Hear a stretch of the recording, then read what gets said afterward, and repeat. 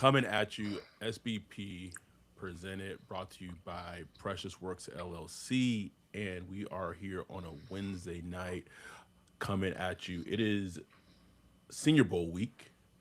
Different this year if you listen to the show, in terms of the full contingent of SBP was not able to be at the Senior Bowl in Mobile. However, Ryan did go with my guy Ryan, aka Wolf, was able to go to today's Senior Bowl practice, which is day 2 on Wednesday. So we are going to talk about the observations that he saw from the prospects at the Senior Bowl, and we actually got to hear from Mickey Loomis and Jeff Ireland today in terms of their, they spoke at the Senior Bowl, and I was like, man, that's interesting. Like, we spoke, but then someone was like, because of Joel Thomas being like the head coach of one of the teams, it may be a mandate that they have to speak.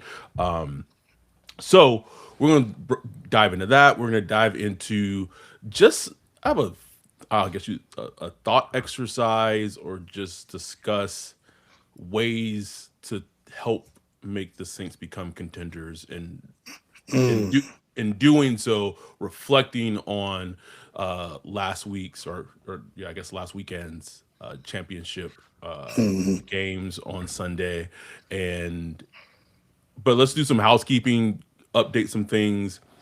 So, if you are new to the show or what have you, we do a prospect of the week episode, in terms of us breaking down a prospect every week that the Saints potentially could draft. And we started it last season. Typically, those episodes, in the past when we did it last season, are Patreon only, YouTube only. Don't know what's going on with Wolf right now. It's all right to Uh, get up and grab something. uh, so last year when we did it, it was Patreon only, YouTube members only, and then after the draft, we released all those episodes, and we're doing the series again. This draft season, we've done Jordan Tyson, we've done Jeremiah Love, and then our last one was Peter Woods, and we just talked about, I was like, man, we are putting like a lot of work into these prospect of the week episodes. Like Ryan and I are watching at least four-ish games of each player, all 22, and then sometimes even after that I'm watching cut ups of the player of other, potentially like maybe other games on YouTube that isn't all 22. Hours of work. And we were just like, man, like we we want like more people to have eyes on this, because it's quality work that we're putting in. So going forward, for our prospect of the week episode series, what we're going to be doing is, for the first 2 weeks they will be early access to Patreon only members and YouTube members, and then after the 2 weeks, it will be released to kind of like the regular audience and public who are not YouTube members or Patreon members. So we already re-released, I guess you could say, or released to the public, the Jordan Tyson episode.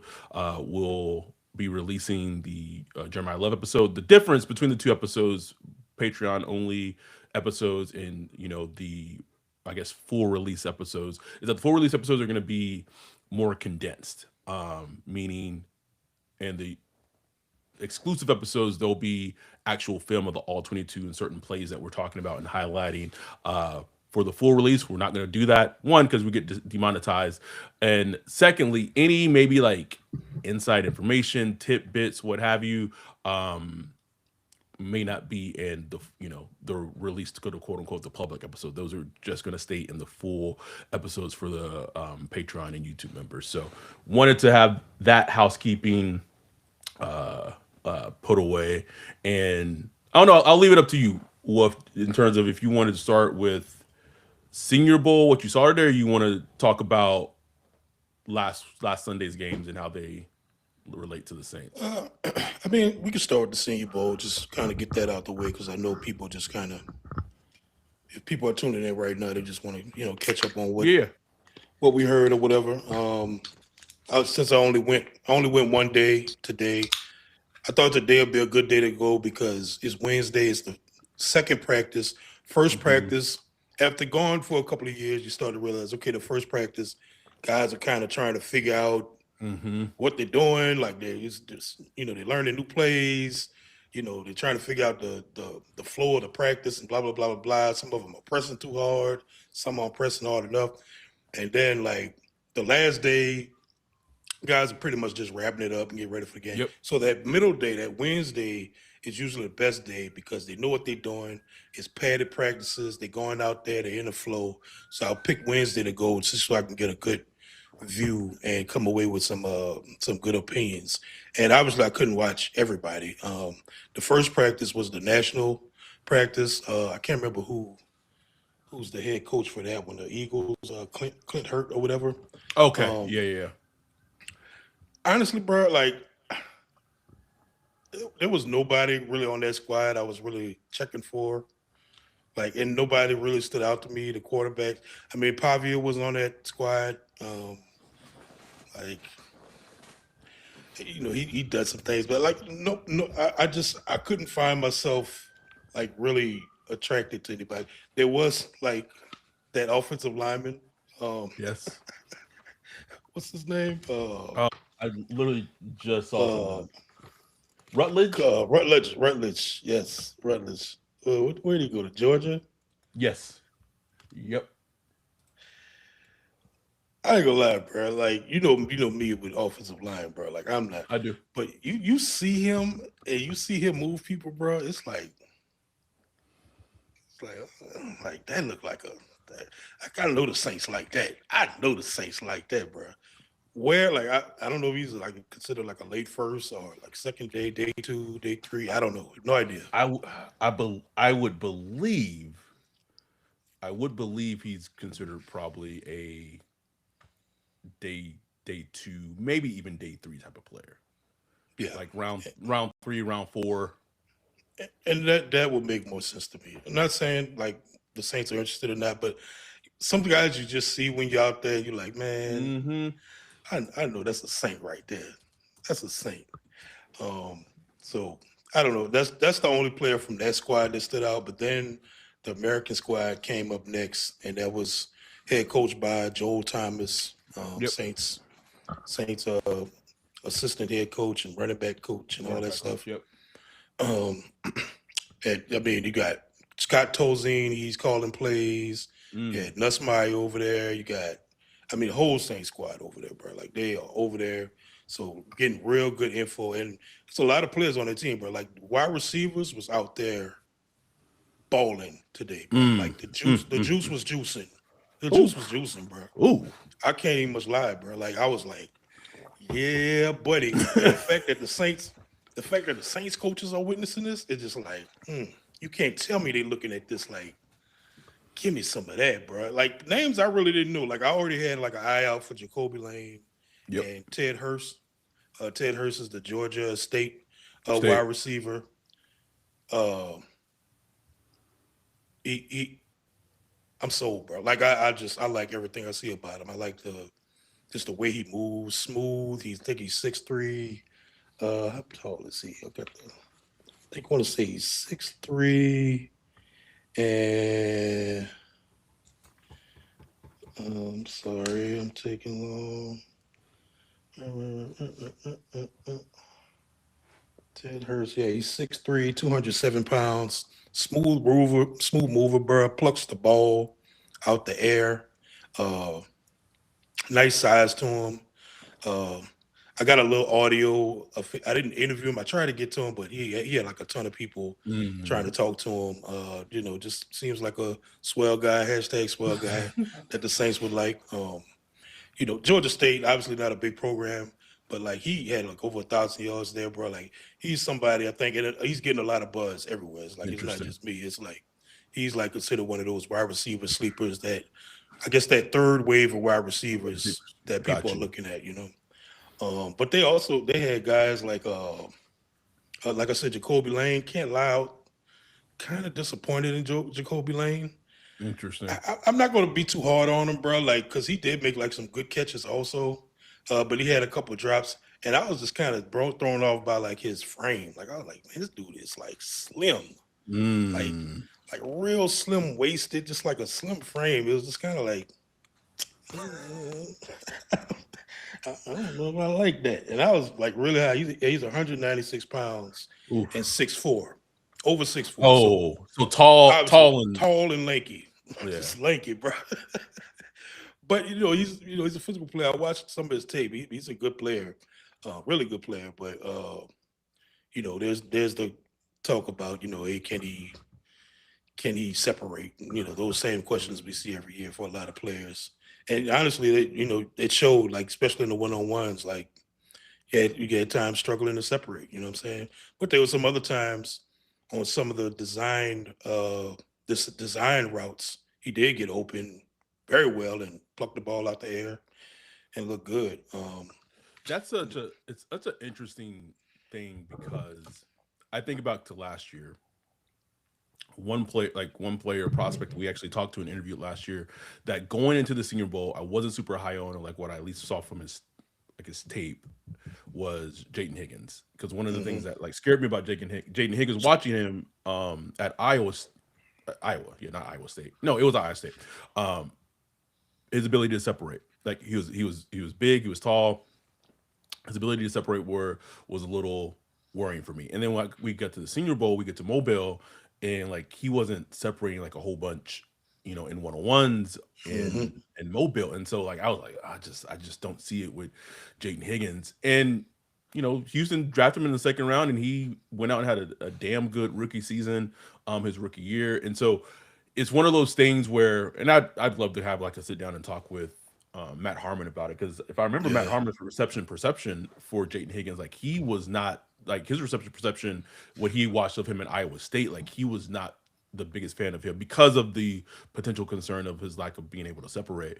But it Hmm. hasn't been a problem for him in the NFL. So it's all like if you just want to extrapolate that to a player in the draft, I think Denzel Boston from Yep. Washington is another player that's like, yeah, like he might be like he could be good at NFL, but he could also be like Xavier Leggett or Jonathan Mingo or like that archetype where the ability to separate um is such a detractor. I just wanted to also correct because I know someone in the YouTube comments, because they're people are great about doing that. I love it so much. Um Rutledge went to Georgia Tech, not Georgia. Okay. So I just wanted to Right. Right. clarify that because I know Yeah. Yeah. someone Yeah. would clarify for me. Georgia Tech. Gotcha. But no, you're right, man. And the thing about the separation thing, like, it is important, but it is also so, like, scheme dependent. Yes. Like some schemes, some offensive schemes you get in, they could deploy a player like that, and they'll rarely see press man Hmm. coverage and stuff like that, and they'll be very productive. And Hmm. some players, some schemes, they're gonna stick you right at X. And And what Matt Harmon likes to say, the sacrificial X. Like, yep. like, bro, you just go over there, you're gonna get pressed. Good luck. Good luck. Just hope you make it. You know what I'm saying? So, that's where, like, with a Jacoby Lane, for example, you wouldn't want to do that to him. Like, just stick him on X and just, like, man, because, yeah, sure, that worked in college, but in the NFL, they're gonna Mm-mm. take your lunch, bro. So you're going to deploy him on some rub routes and all kind of little stuff just to get him going. I think people might be, I won't say surprised, but maybe like a little surprised of where Jacoby Lane actually might get drafted in the draft compared to what maybe like people, I don't want to just say on Twitter, but like people who just think about him as a prospect. Like he wouldn't surprise me at all if Jacoby Lane got drafted like round 3, round 4. Like that wouldn't shock Yeah, me in the least. no, same, bro. Like, I agree, and I was somebody who was higher on him. I was higher on him yesterday than I am today. I put it like that, and Got I'm it. really trying not to, like, It's overrate a Senior mm-hmm. Bowl practice. You know what I'm It's saying? tough. It's tough, bro. It's tough when you put your eyes on, like, you imagine this being like a team. Like, it's tough when you Mm-hmm. actually put your eyes on players. It just changes your view. You know what I'm saying? One player that I really had my eye on last season, and then when college football started, I forgot he even existed. But I forgot even while I was watching Notre Dame so intently last season. But a player that just jumped off the screen every time I watched him was Malachi Fields. Of like not this past season that just ended, the year before. He just made plays all over the field, and I just kind of like I was like, put that aside. Like he he could be something. And then college football started this season, and I completely forgot he existed. Like completely was not on my radar. And then you started talking about Malachi Fields. I was like, man, why does that name sound so familiar? Like I was like, oh shit, like that's a player last for a season ago. That's crazy. That's crazy. Yeah. And it's funny because I didn't know anything about him until we was doing our Jeremiah Love film study. Yeah. And I'm like, who is this wide receiver making these catches, man? Like, let me look him up. When is he coming out? And I saw his name. I'm like, okay, noted. Like, figure out, look more into him. He's at the Senior Bowl, and another wide receiver on the American team. He had to catch of the day, honestly. Like he had a catch where he got downfield. I think it was that Arkansas quarterback. Can't remember his name, but he kind of scrambled and just launched the ball up. And Malachi Fields just like did such an outstanding job just tracking the ball in the air. It looked like a ball that just wasn't going to go nowhere, but he tracked that ball and came down with it like a stretched out grab. Like it was just chef kiss. And he looked good. Like he looked good in the one-on-ones, running routes. Like not the most technical route runner, but like a good route runner. Physical. He looks the part. He looks like an NFL player. Like he looks like an NFL wide receiver. When I was watching him, and this is going to be somewhat of a lazy comp, Jay Ball in the chat said the Arkansas quarterback is Taylor Green. Thank you. To me, when I saw him a season ago, I was like, he has some Clay Chase pull to him. Ooh. Now, depending on what version of Chase, I'm trying to remember. Like, I haven't seen a bunch of them lately. Yeah, neither has the NFL. But just like style list, and again, it's somewhat of a lazy comp because they both played at Notre Dame and what have you.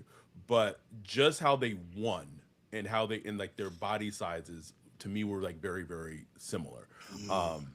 So that just kind of putting a note in that. Any other players that stood out to you at the practice? Like I said, the wide receivers was balling, bro. Ted Hurst, Malachi. There's who was the Missouri wide receiver?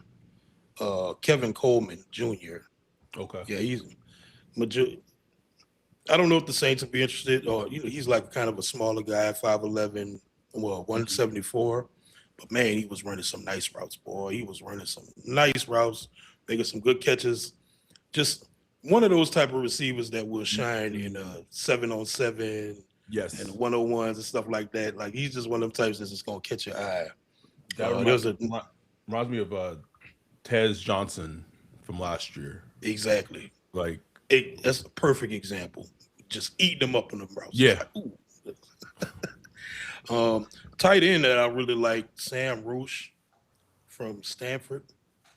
I just like the way he's like, he looks like the perfect complement to like a Juwan Johnson, because Sam Roche, he's like a thicker tight end, big. He's what he's 262 pounds, 6'5". Didn't catch a ton of balls at Stanford, but I think Stanford had like all kind of shit going on with their pass game, shit like that. It's tough blocker, like he's a stud blocker, bro. Inline tight end. He just looks like the complement to Juwan Johnson, a guy that could play inline. He could put Juwan Johnson in the pass routes and all that stuff, and and he could still catch and do everything that you want a tight end to do. And he looked good out there too. So Sam Rouse, that's a tight end that I would like just put a little pin by, like keep an eye on that one. Okay, I'm trying to do this because there's a picture of him when I just searched them up. Okay, I don't care. I'm just gonna do it this way. Like, okay. Hopefully I do this right. I don't know why the picture of him in the glasses is like just like the biggest nerd, bruh. Like Clark Kent, man. Like, yeah, bro. Yeah, we know that's Superman under there. Man, Sam, take those goddamn glasses off, Sam. We know who you is, nigga. We know who you is. And why the glasses? And maybe it was just done as a joke, but like got the white, the little white tape in the middle and everything, bro. All right, Sam. Sam got jokes, bro. With the Stanford, bro. You know what I'm saying? Yeah, But yeah, that's a tight end that stood out, man. But that was I didn't focus much on like the trenches, You know, everybody like to watch the offensive line versus defensive line Yep, and all yep. that. I mean, I'm only one person. I'm not about to sit and go back and forth. I want the juice, bro. I was looking at the juice. Running It's back, and it's tough because if you haven't been to the Senior Bowl, typically the like the O line 101, O line D line 101s are going on one side of the field, and then you have the receivers, cornerback 101s going on the like the left side of the field, and then in the middle of the field you have running backs going against linebackers. So like it is like exactly. that's why like it is a multiple person crew in terms of being able to, keep track of everything that goes on at the Senior Bowl. Yes. It's annoying, and you're trying to just see all you can. Mm-hmm. One running back I would point out is Mike Washington Jr. from Arkansas. Our boy, shout out to Cole, man. Cole came through and Shout out to Cole, came bro. through this cool dude. He's a long time Patreon supporter. He pulled up, and he's real knowledgeable about college football. He was somebody that pointed me to Mike Washington Jr. He stood out all day. Like he's Mm. just a big, fast, physical running back that just looks the part, bro. Looks like I don't know, like a Najee Harris or something like that. Not saying he's could Yeah, be yeah, like yeah. like a Pro Bowl running back, but like just like a good running back. You know what I'm saying? That you could take day 2, day 3, or something like that. Um, and as quarterbacks, nobody really stood out. Garrett Nussmeier, he looked fine to me. Like I was keeping an eye on him. He looked fine. Like he looked healthy. Looked like he Which was is the throwing better and stuff like that. important thing for him is Yeah, his health. huge, bro, huge. But other than that, man, that was pretty much all I got, man. Shout out to Ross Jackson, chopped it up with them a little bit. Matthew Perez from NOLA.com. Mhm. Uh, uh, Dylan. So shout out to them. But other than that, man, that was it. My Senior Bowl week is done. Doing no Done. more shit. Done. Um, did you get a chance to listen to the pressers Yeah, that Loomis and Jeff Ireland did? absolutely. What was your biggest between both of them? Biggest From takeaway? Loomis, I mean, it wasn't much because Loomis, Loomis don't say much. No, you don't stay shit, He, bro. Matthew asked him about like, hey, y'all trying to get juice for your young quarterback? Shout out to Who- Matt. Shout Hashtag out to new Matt. agenda, baby. I told him, I said, bro, keep pushing that agenda, baby. You know, Loomis was like, well, every team wants juice around there. Of course, yeah, every team wants to get built around their quarterback, blah blah blah blah. So I don't know, you know what I'm saying, whatever that means. But other than that, I didn't take much from Loomis. What I I did would take just away from, oh, go ahead. hold on. I would just say like, okay, every team wants to put juice and weapons around their young quarterback, but like other teams in the league have like, actually done it. Right. Like that's like the caveat I would throw into that. Like, yeah, like, but teams like they do it, right? Like they do it. Anyway, Like, sorry. come on, man. Like, you know what the hell we asking. Y'all had this man out there throwing a Ronnie Bell and Kevin Austin Jr. to end the season. I don't want to hear Audrey that shit. Audrey estimated at running back. That's like no shade to like Audric estimate either, but None at like, all. Like, but shout like, out to SBP. But like, come on, man.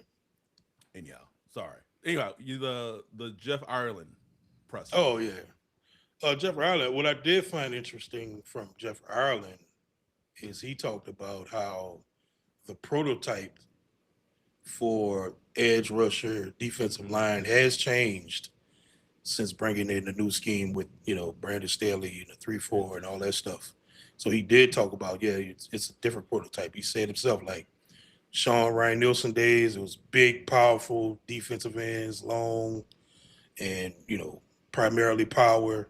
He said now that's changed, and he said it opens up more options for him with this scheme. Like there's more options available in the draft, which I thought was interesting. It's like, oh Very man, interesting.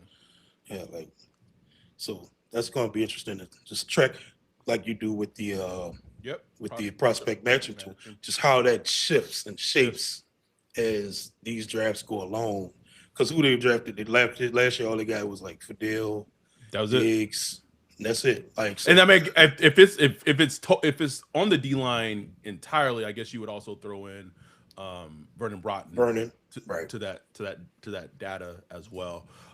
It'll be interesting because when I heard that, I was thinking it's going to be interesting to see when we do the prospect matching if because usually like since we've started doing Jay and I started doing that prospect matching, it has been eerily on the money in terms of like all the prospects that the Saints have drafted historically. Prospects and undrafted free agents. It's been scary accurate. Only Mm-hmm.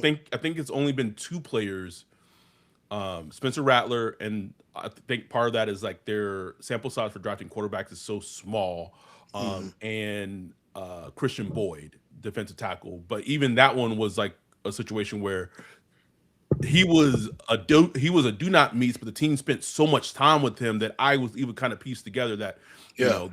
So to me, this draft cycle is going to be interesting after the draft happens to see, especially for defensive line.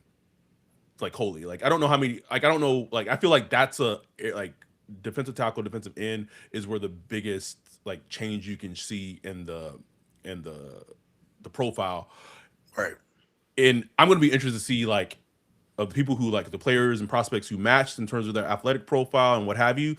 Are there going to be more misses among those players? Like maybe Mm. maybe there's a player who quote unquote per the historical data from going back to '06 till now that has been a meets or maybe opposite, like maybe they weren't a meets, but they end up drafting a player instead. The player that like I think about the most, and I don't know the player I think about the most honestly is like a Ruben Bain, and Mm-hmm. we'll get into that.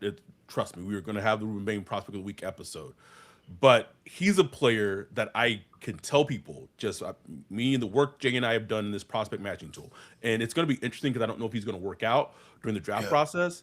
But if you potentially just go by his, we'll see what his height, weight measurables is at the combine. I would tend to be very confident that he would be a does not meets in their prospect for defensive ends that they've historically drafted going back to '06. And so is he a type of player that may make them like break the mold in terms of what they Mm-hmm. typically look for height, weight, 40 time, all shuttle, all that. It's going to be very fascinating to see, and I'm very kind of like excited of what the results may be.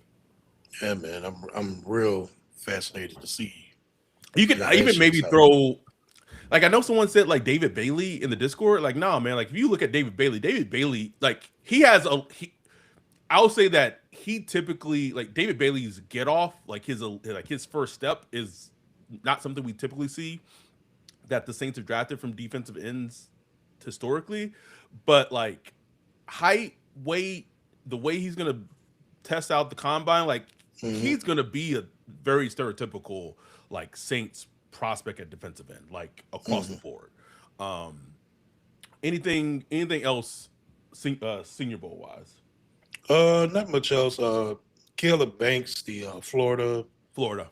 defensive tackle, big, huge dude, didn't play much at all. I think he missed most of all this season, Hmm.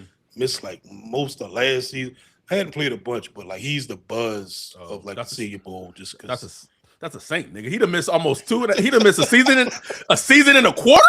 Oh, bro. Oh, bro, I'm just like, man, listen, keep an eye on that one, bro. Like that just sounds like somebody that the Saints would love to take because they're gonna look at that size and that Mhm. athleticism and like, look at this bunch of raw clay here we could take and mold, and, Kakaha Part Two, baby. Just the defensive tackle version.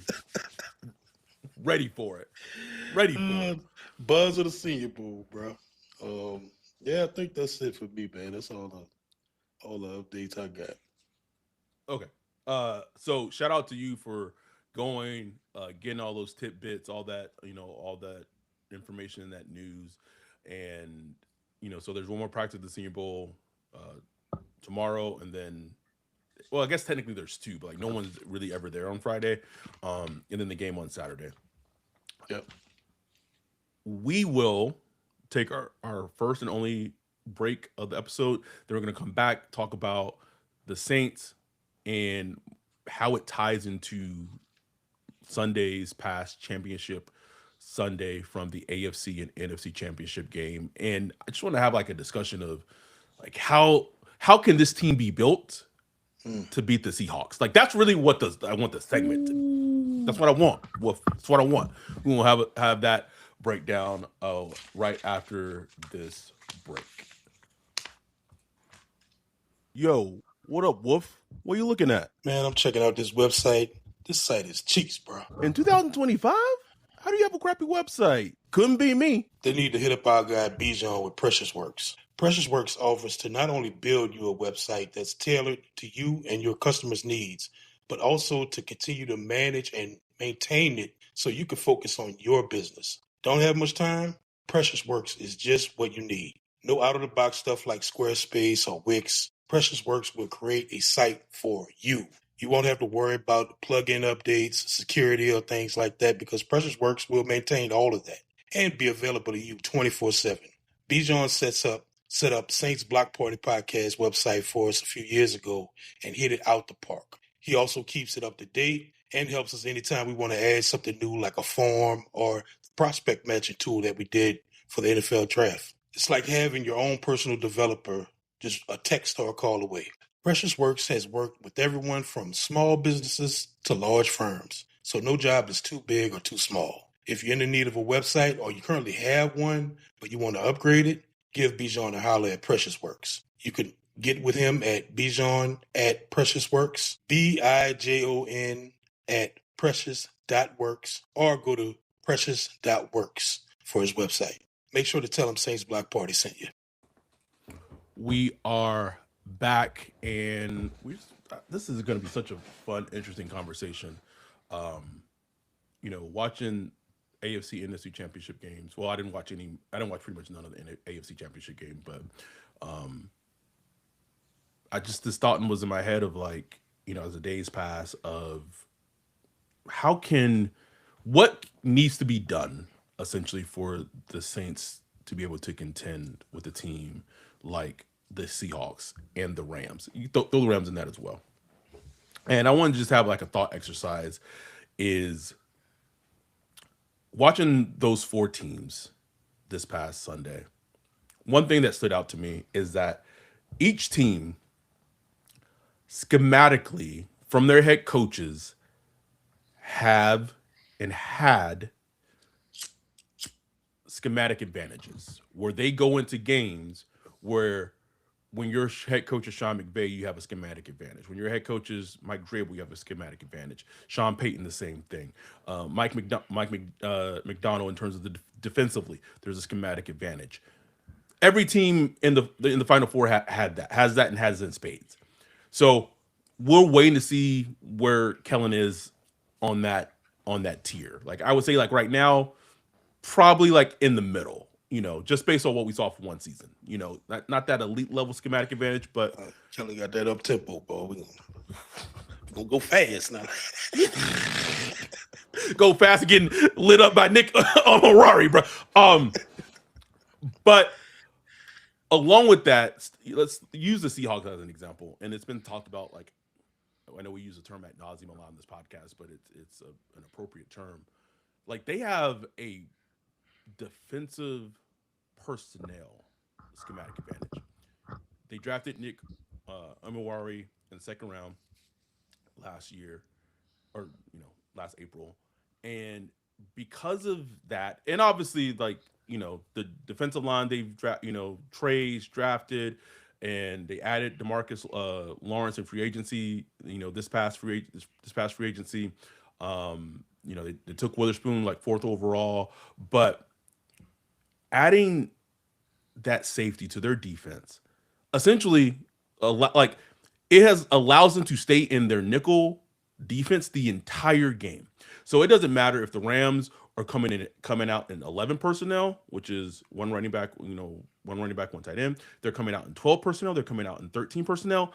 They don't have to make substitutions defensively because they just have this personnel advantage defensively because of all like it's all the talent that they have, but they had this one missing piece in the safety. We don't got to go base. We don't got to go dime. We stay in nickel, and it's a schematic advantage. Also, all these teams was Seahawks. They had an offensive line, and this is not saying that the Saints need to invest first round pick in the offensive line, but like this, how many first round picks are on the Seahawks offensive line? Two. Two. Charles, Chris Charles Abel and and Charles Cross. That is it. that's it. But it also goes to show, and we saw this a little with Clint Kubiak last season when he was the Saints offensive coordinator before the offensive line got hurt. The offensive line looked stellar with Clint Kubiak at offensive coordinator. So that shows to me that it's a coaching component. Yes, the O line got hurt, but there's a huge coaching component of things.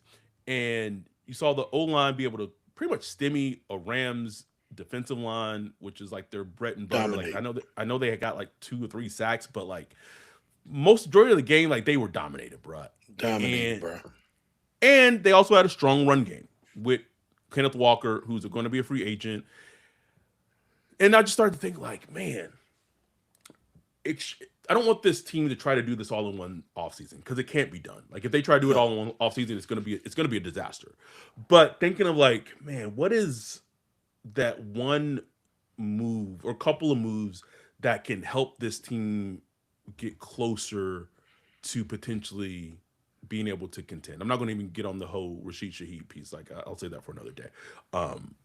But like when I ask that, what's the first thought that comes to your mind? One, like JSN, just his ability, just having a player of that caliber that could just Whew.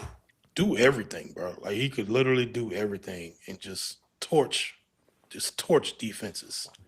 But also, like you said, like their ability to morph into whatever needs to happen to win. Like we're gonna run the ball, we will run the shit out you. And what really changed it for them is like having Sam Darnold be able to like go band for band with Matthew Stafford, who played great. Like Matthew Stafford was like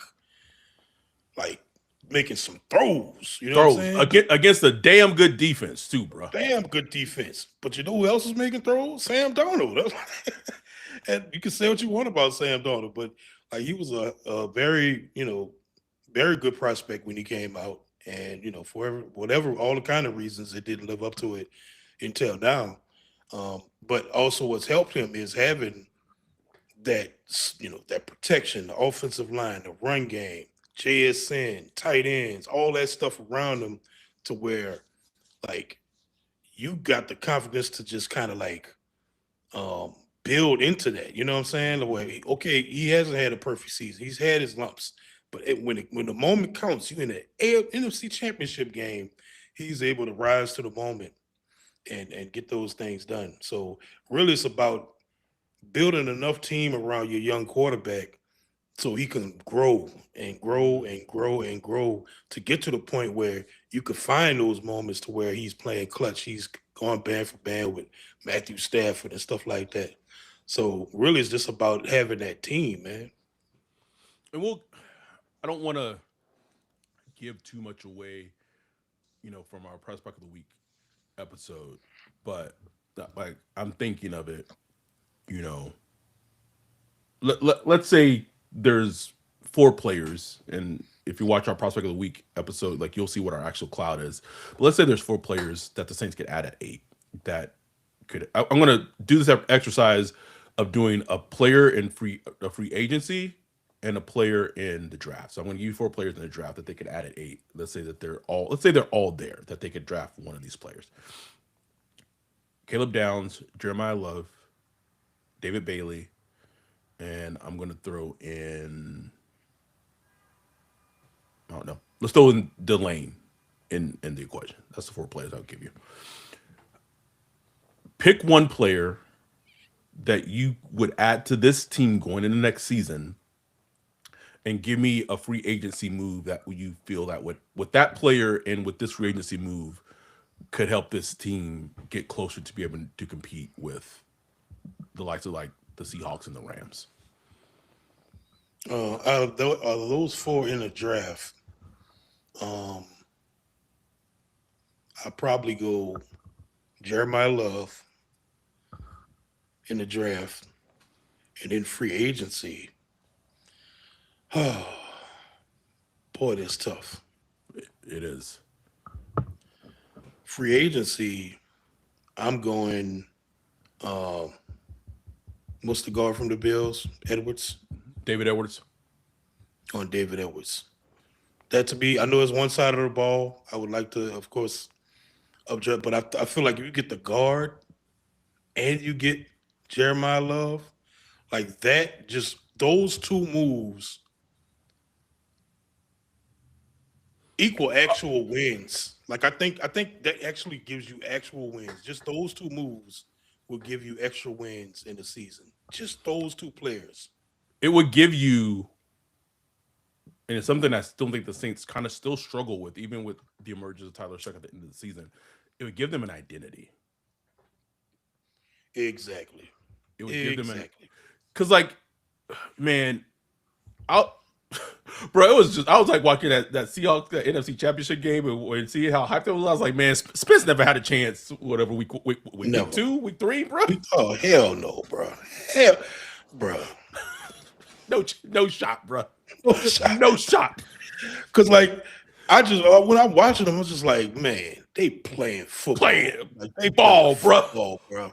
Ball. And I know that feeling because it reminded me of the 2011 San Francisco divisional game a little bit.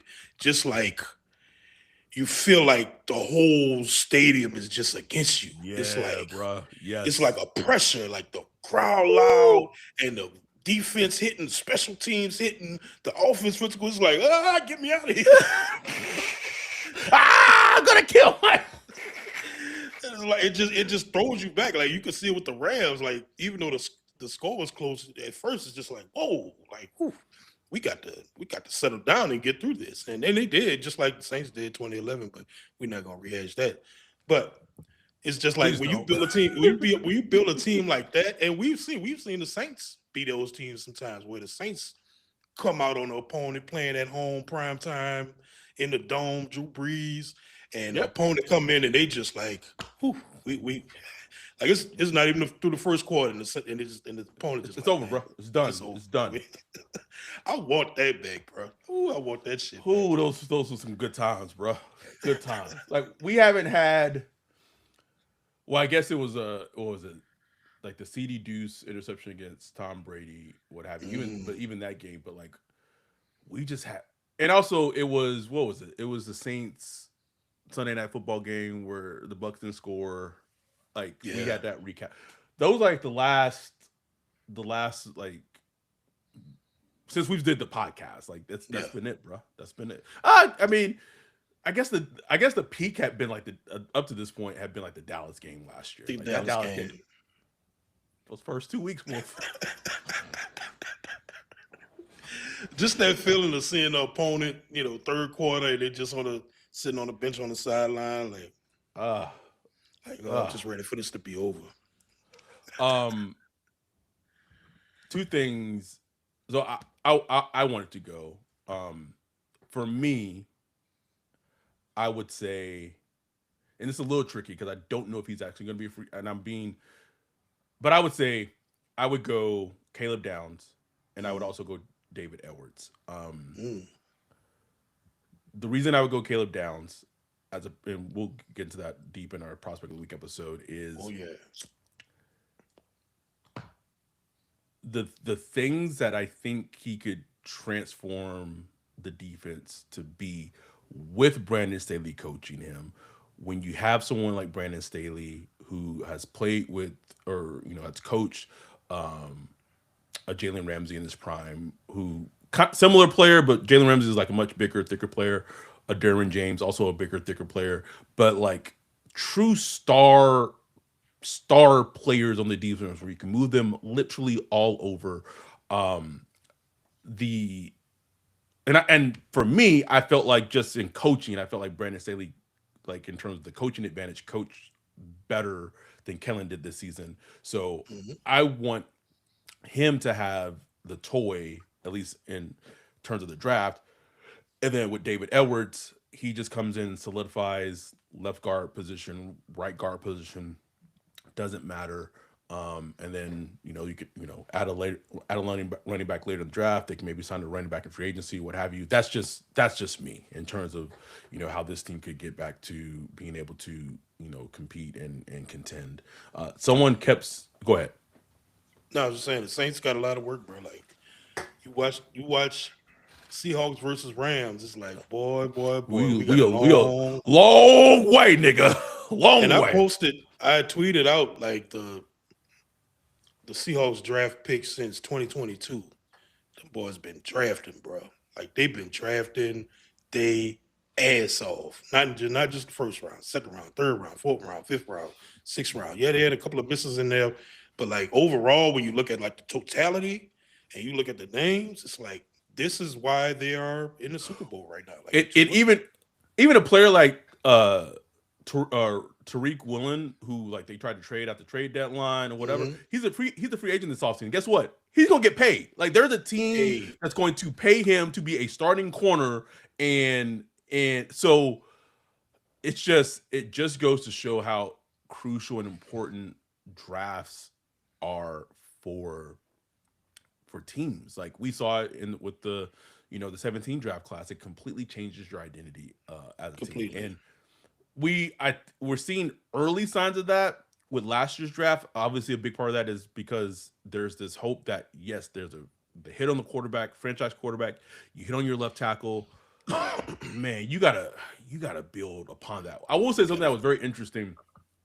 Um, I don't know if you heard this on the last NFL Daily episode, but kind of hearing Matt Ryan, now the president of football operations for Yeah, the Falcons, talk about how a young stud running back was such a huge thing for him when he was a young quarterback, knowing that he could, Michael you Turner. know, Michael Turner and talking about obviously with Penix and Bajan Robinson. I was just like, Hmm.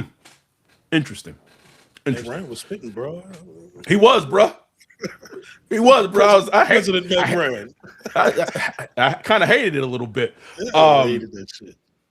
we got 34 concurrent viewers on right now, Thank y'all. 175 views. Thank y'all for joining us on a late Wednesday night. So two people have mentioned this, and it was posted like 3 or 4 times in our Discord today.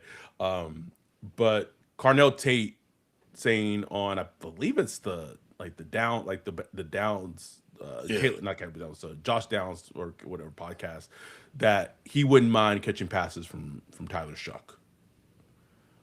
All right. I, I'm going to say this: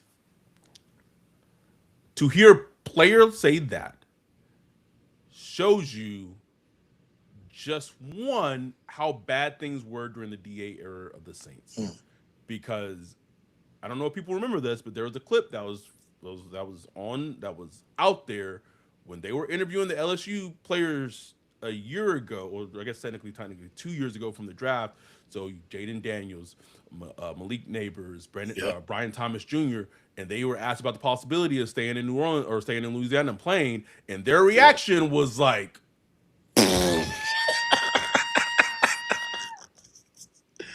Oh. "Do I have to?" They pulled the Ethernet out the plug. Sorry. Whoa, whoa. When other like even players who aren't even in the NFL yet, right? Potentially see that there's a dude or potential of a dude at quarterback, and like, oh shit, like he throwing that ball. Oh, Mm-hmm. oh, okay. Yeah. And there's also like the whole what it Ohio State. completely changes the whole vibe and the temperament of the team, because now you have Carnell Tate, who's like should be probably end up being a top 10 pick, top 8 pick, who is saying, shit, I wouldn't mind catching, I think he had mentioned Josh Allen like initially, Yep. but bro, you ain't the Bills ain't, unless the Bills trading up to the top 10, like you're not catching passes from Josh Allen. I'm sorry to break that news to you. Amen.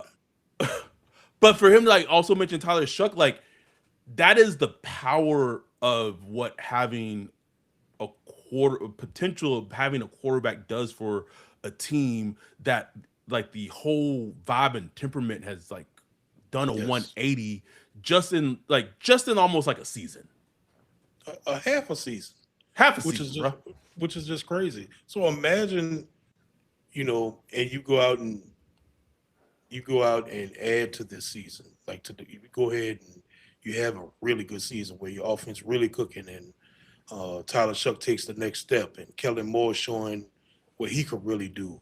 Then Mm-hmm. you're gonna have so many players wanting to come to New Orleans, wanting to come play for Kellen Moore, wanting to come catch passes or run the ball for Tyler Shuck. Like that just changes the game, bro. Changes the game. So that was nice to see, bro. When I saw that little clip, I was like, okay, they watching, they Okay. watching the Okay. Saints. Right. Any thoughts? And as we wrap this up, any thoughts of Alontae Taylor's agent in terms of his Instagram post story? Get out of here, man. Hey man, go power to him, bro. Like my boy Top trying to go get top that bank. top two, Two. not I two. ain't two. Okay, All right, bro. All right. bro. Hey, listen, man. Your man got Yeah. confidence, bro. Oh yeah, and I'm not like it is like man, go like I know we make a lot of jokes about Alontae, bro. Go out and get paid, like truly, truly. It is, and I don't. This is not sourced, because I like to preface and tell you when I have some insight, but like this is not sourced, not insight. The more I think about it, the more I hear, like I don't know if Alontae don't be back, bro. And I'm not, Yeah, and I'm not. I I don't feel just like don't. it. I don't feel like it. Just feels like he is going to hit the open market. He is going to. It's a not a great free agency class It at is. all. And I just feel like there's going to be a team out there that has abundance of money and sees like his athleticism and sees like the flash plays that he's made over his career. And there's a coach out there that could be like, I this And is I think some of that has already been done. Like his agent, I'm sure his agent has already talked a few numbers with the Saints, at least like preliminary numbers. And I'm sure like agents, but this is what they do. Like they go around the league and get preliminary numbers around the league. And I'm sure he's feeling like, man, Alante can do better somewhere else. Like, and I honestly think like he might fit in on like a better, like a different defense. Like some defensive coordinator looking at Alante like, man, that's my missing piece. You know yep. what I'm saying? As crazy as it is, some of them might feel that way. So like, I can see like the team like the Ravens doing it, a team mm-hmm. like has a lot of cap space like the Titans and what have you. Like they just need Titans. I keep players, thinking of the bro. Titans. Like They just make I yeah. could see Salah saying like, man, I could keep Also, like he went to Tennessee. You know what I'm saying? right. So, let's say someone in the chat said Alontae wants to hemisphere says Alontae wants to be a cornerback. He isn't coming back to New Orleans. But what are you talking about? Like he played the slot position. Like that's a corner. Like he played the slot the nickel slot cornerback position. If he's expecting to go out there and get paid as an outside corner, he's going to have a very rude awakening. Like a Very very rude rude awakening. Um, They could pull up them snaps and see them. Randy Major 6571 said this feels like CJ all over again. It feels completely different. No. No, I think people thought that the reason he was traded, like CD got traded was because of money. It was because he was challenging DA and had an outstanding training camp. Challenged DA and was basically like the shit you calling like this shit ain't like be better. And DA didn't like being challenged and he got traded. It had nothing to do with his impending payday at all. Nothing at all. whatsoever. Dante said, "Come get him, Joe Brady." Joe Brady, head coach of the Bills, man. Whites just keep on winning, Ryan. The Whites just keep on winning, bro. Winning, bro. Undefeated, bro. They record in life is undefeated, Wolf. Oh, boy. Bro, hot. I'm not gonna get in my Joe Brady soapbox, bro. I'm not gonna get it. Who that ball said? I don't know if y'all caught the pro. Yeah, I think you maybe joined a little late. Caught the presser with Mickey and Jeff. Even the Saints media is asking about quote unquote juice. The Saints media definitely listen to y'all. I don't think the Saints media are listening to all. Like probably some of them do, but like it's just glaring at this point. Like it's not just an us thing. Like the data shows how little they've invested into running back, tight end, and right receiver historically. Like I'm gonna pull that chart up at some point. It's borderline criminal of how little they've invested in those Like positions. 4 tight ends they've drafted, like 4 or 5 tight ends they've The drafted. fact that we can name all the tight ends is a problem. You know what I mean? Jimmy Graham, Alize Mack, Adam Troutman, Moscato. That is it. That is it. Do you know how sad? Like, do you know how like neglectful and sad that is? And they will be like, "Well, you guys got Juwan Johnson, and we got him in Josh undrafted free Hill. agent and free agency." But like, Juwan Johnson was like a wide receiver, then got converted to like a tight end his second season.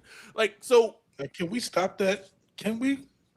it's just the fact that like I easily named off the 4 tight ends that they've drafted in what like a almost 10-15 minute year span is 20, criminal. like since 2000 or something, bro. Like that's crazy, man. It's insane. Criminal. That is insane that they When refuse to draft. when tight ends have completely shown that if you get like a good to great one, completely changes your offense like tremendously. Tremendously. And you can. I'm not gonna say you can find them all over, but you can find them. You know what I'm saying? Like, Yes. I think like they got last guys year. with Oh my god. George Kittle in what the 5th round? I think it was the 5th round. Like, and I don't want to bag on Vernon Broaden or what have you, Oh. but I would just say maybe he got drafted before Broughton, so I would have to check it. But I would feel much different about this offense if the Saints had Gunnar Helm instead of Vernon Broughton. You know what I mean? Like, Yeah. whatever. Anyway, someone Yes, said they need something juice. about Trey Des Green next year, please. That nigga a stud, bro. I'm not even an LSU fan. That nigga is Trey a Des Green? stud. He's a tight end at LSU. Oh Nasty. yeah. Nasty wolf. Nasty. I'll just say about Green, I think he might be on the Saints radar. I'm just gonna leave it at that. At that, bro. Just that. Give me. Anyhow, we appreciate y'all tuning in on a late Wednesday night. We wanted to get to y'all, recap the Senior Bowl, talk about potential moves that can be done to help this team get closer to contending and competing at a high level. And this weekend, I don't know if we're going to do it on Saturday or Sunday. We'll figure it out. But this weekend is going to be our oh man, let me check the poll. I'm pretty sure it's Caleb Downs. I'm pretty sure hasn't I been hope so. right. That should say Carnell Tate. I'm gonna be upset, bro. Let's see.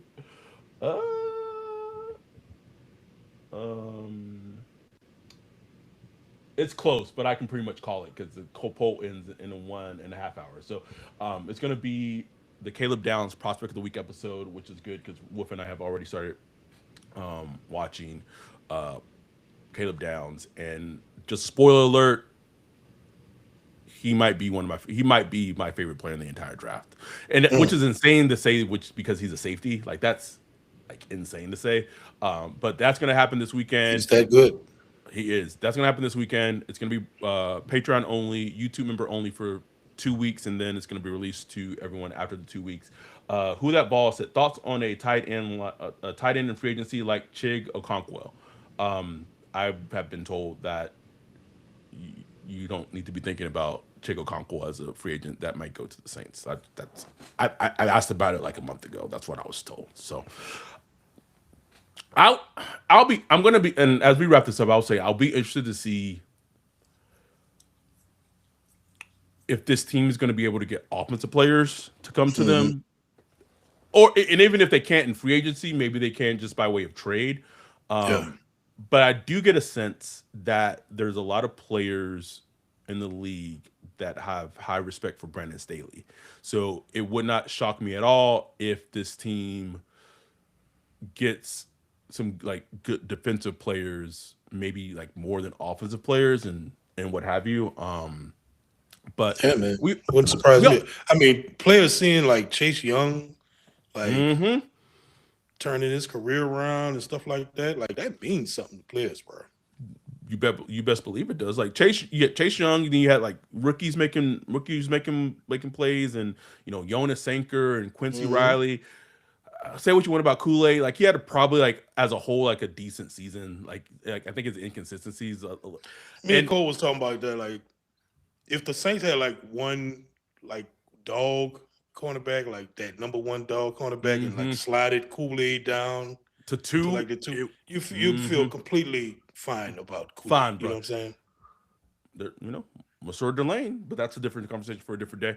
I also think that it's funny to say this because it had not been that way for such a long time. Once we've had an elite cornerback like we had with Marshawn for so long, Telling like you, bro. once you tasted that life, nigga, you like, oh, you know, ooh, this is It's a different life, boy. uh so I keep wanting to wrap this up. Then questions in the chat. EVTAR 816 said trade Rat for a defender, a cornerback 3 or a defensive end 2 or 3. The question I would ask, and this is not me holding on to like hashtag the agenda or anything like that. I just don't understand the rush to trade Rattler, Right. right? Because it comes up in our Discord like a lot. Yes. And the reason I say that is now, if the team was offering like a fourth, like buy, right? Because you drafted him for a fifth, so you're getting a return on that investment. But it is just difficult to find a quarterback that can come in and run the offense decent to well if your starter goes down. And say whatever you want to say about Rattler throughout the course of the season. Like before those games that he had against Tampa Bay or Bears and then Tampa Bay, like he was playing some pretty decent to good football. To like they weren't getting the wins, and that's a huge part of it. But he was playing some decent to good football. Not saying he was playing better than the Shuck or what have you. That's what we see what Shuck did in the later part of the season. So I would just go back to like I don't know what like this like rush is like having a young backup, kind of like how the Eagles have with Tanner McKee right now. It's That valuable. it's super valuable.